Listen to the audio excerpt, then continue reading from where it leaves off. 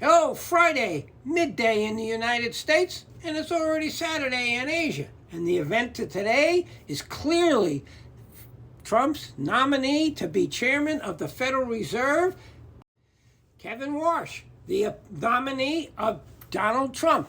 And he's uniquely qualified. He had been a governor of the Federal Reserve, and when he was governor of the Federal Reserve, he was literally the youngest governor the Federal Reserve ever had.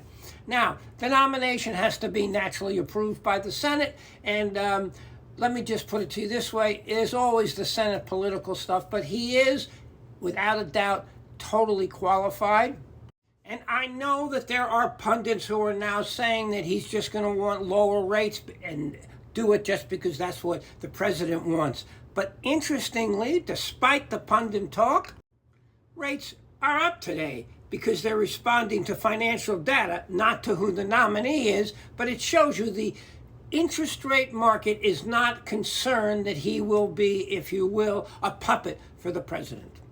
And in keeping with the fact that rates are up, we get the dollar up. But again, it got as low as 96. It's going up to here. I think this demonstrates that the U.S. dollar market doesn't think that he is going to be forcing a Fed cut.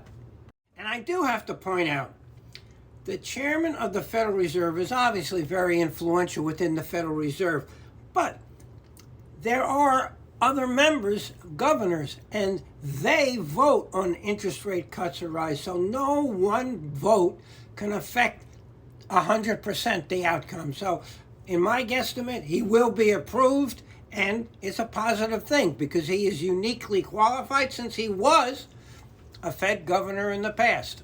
And he has said some very interesting things about Bitcoin.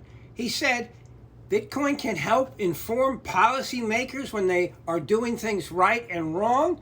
It's a very good policeman for policy. And most importantly, he says it's a new and the coolest, he used those words, coolest software that will provide the U.S.